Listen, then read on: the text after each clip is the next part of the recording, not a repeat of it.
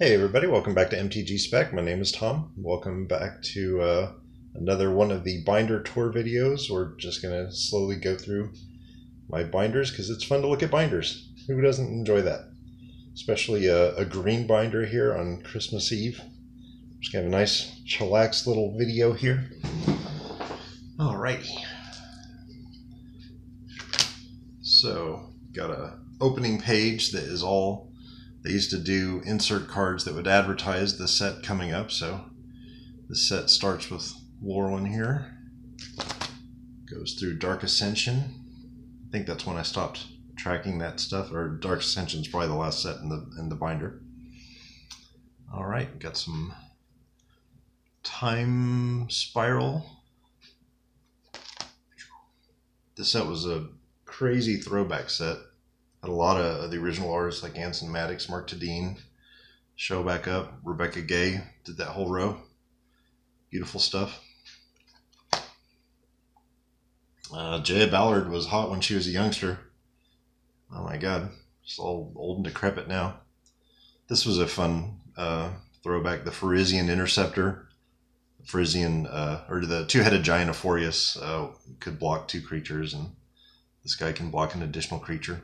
And it was a 4/4, that's a 0/5. They just did a lot of fun throwback stuff in this set. There's Mishra. We'll be seeing a lot more of that character this year, the Brothers' War. And then they did this purple icon in this set, which here, I'll give you a little closer look. It's the only set that has the purple rarity icon, which is just the time-shifted cards with the old border. Of course, this was the first time they'd really brought back the old border in a big way. Now that sort of thing's old hat, with all the stuff they've been doing lately. It was a big deal at the time. Goblin Snowman, appropriate for a Christmas Eve video. All right, and old Nicol Bolas reading up on how to get all buff looking. The next set here, Planar Chaos, had some amazing stuff. They kind of rolled out the white logos, whatever, the white, I don't know, sort of the inverse art look to it.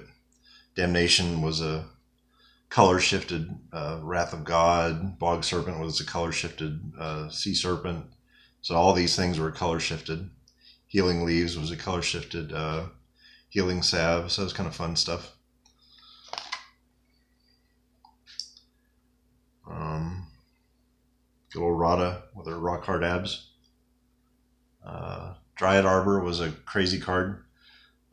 This card, I've actually been thinking about this card lately. This card, the later version that they did of this from the Masterpiece series, created a furor at a tournament because it basically looks just like a regular forest, except it's got a little green color dot indicating it's a green creature. But somebody appeared to be completely tapped out of creatures except for a Dryad Arbor that he kind of snuck in with his forests. And so when he attacked, the guy kind of accused him of cheating, which is funny because now they're releasing these new what do you call them, like the red, the neon cards from the neon Kamigawa Neon Dynasty, and you have a black card with a bright red neon border or a bright green or bright blue neon border.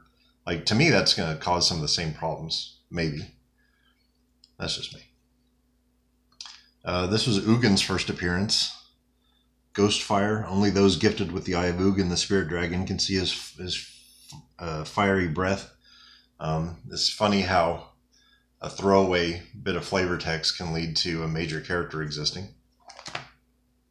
I love these Future Sight borders, although they're very impractical because these things that have like basically I don't know, like they're like canisters for mana symbols. They actually don't have enough slots for some of the cards they printed after this, like Progenitus. All right, now we get into Lorwyn, which was it could be my favorite set of all time. I love the flavor of it. How it was just a little bit of a nod to old fairy tales without going full Eldring. You never go full Eldring. And of course, it introduced Planeswalkers for the first time ever. Incredible art. The merfolk were annoying. Other than that, I have very fond memories of this set. Really beautiful stuff. And it was the last set to have art by the great Quentin Hoover. I think. Maybe it was the next set ever. I don't know. It was around this time that he passed.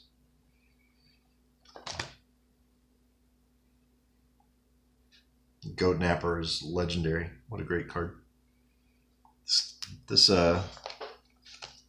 crib swap. Doesn't this look like a little swaddling Baby Yoda? Little Baby Yoda Jesus on Christmas Eve. Bump at the camera like a pro.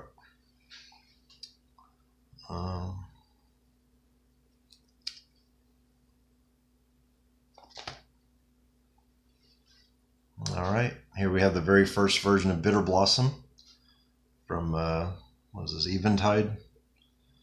Or Morningtide. This is Morningtide.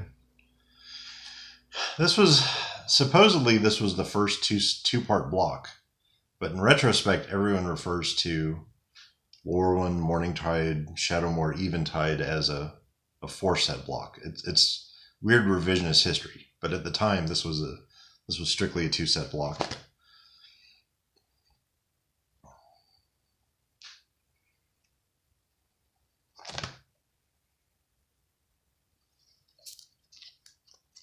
Oh, this was Quentin Hoover and Val Myrick did the art on that. I always wondered, like, did Val have to come in after he got ill to finish his art? Because he never did. Like, this was the last set that had original Quentin Hoover art, and it was the first set where he had a collaborator. So I always wondered if he was ill at that time. Got one of my cards messed up. Coming up. All right. There we go. Yep. Shadowmoor was a beautiful set.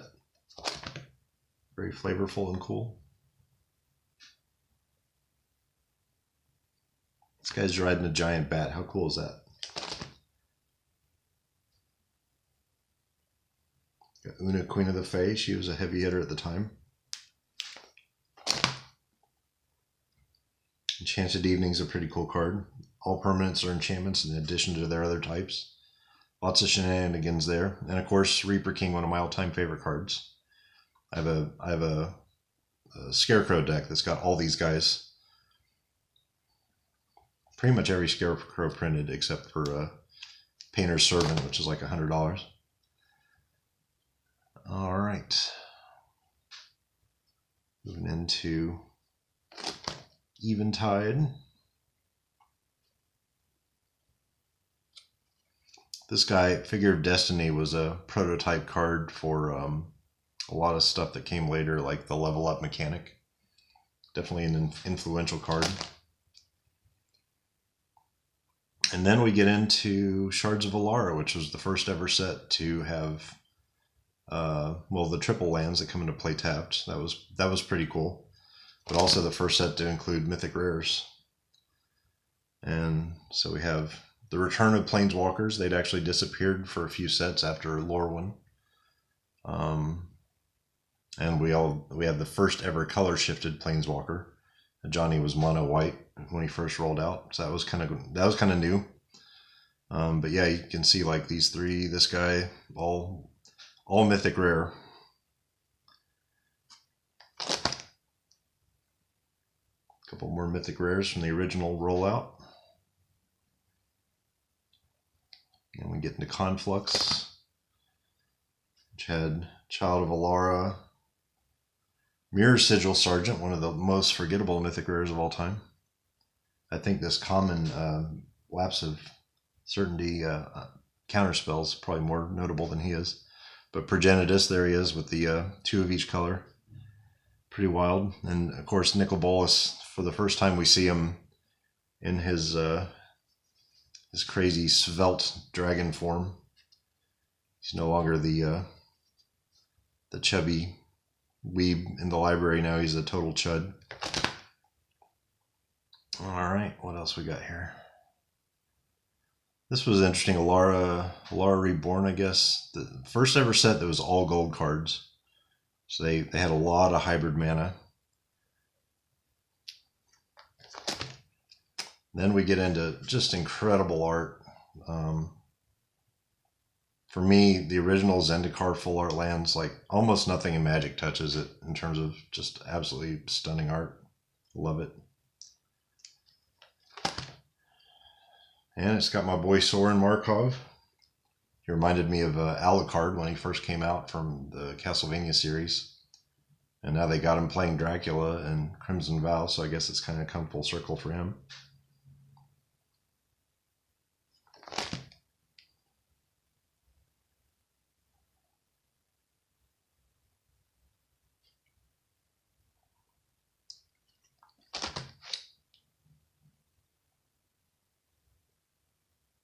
Trusty Machete is funny that a few years ago, Danny Trejo from the Machete movies signed a bunch of these and had them available on his website. I kind of regret not getting one. It's just bizarre, though. And he also did a Magic commercial around that time. There's nothing weirder than hearing Danny Trejo talk about, your land were elves.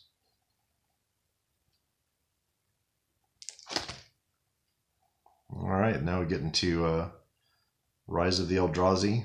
One of the worst whoopings I ever took in my life in a tournament was during Rise of Eldrazi. I literally summoned, I think it was like 3 Eldrazi. I had a Pathraiser. I had It That Betrays, which isn't here. I think I had the Artisan to Kozilek all come out into play. And the guy I was playing against stole one of them, attacked me with it, and then destroyed target blocking creature. Put Narcolepsy on another one, and then just wiped me out with his walls, because he had whatever that wall is that lets you tap and deal direct damage equal to the number of walls you have. So with combat tricks and walls, he knocked off a deck that fielded 3 Eldrazi. I've always admired his play on that one. Completely trounced me. See, sometimes even the major defeats wind up being the fun stories you remember. That's the crazy part about this game.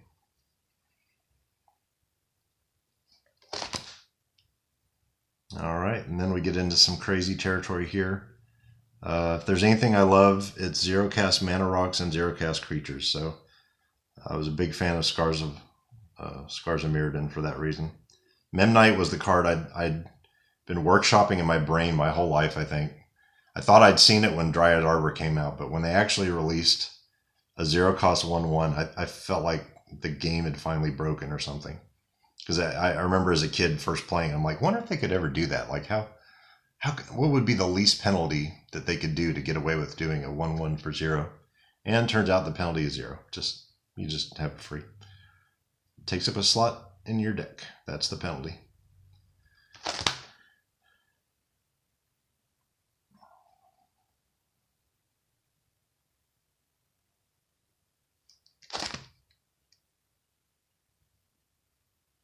I always like to do, have the art where the cards are kind of facing outward. I think I've talked about this before, where like my friend TD has them facing inward. But because at the time I was doing all these alphabetically, sometimes just for the symmetry, I had to have them facing inward. This is one of those rare occasions. Oh, there she is, the original Liliana of the Veil. This is probably good for a thumbnail image. What do we got here? Whoa. Good old Lily. So pretty.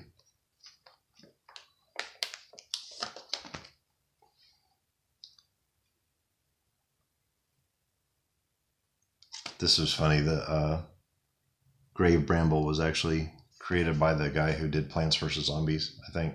Or it was like a nod to the game or something. All right, and then at the end here we have my boy again, Soren. Now he's white black, which means he's a bad boy who can be redeemed deep down at heart. Always wonderful. And I love, God, this set had such beautiful girls.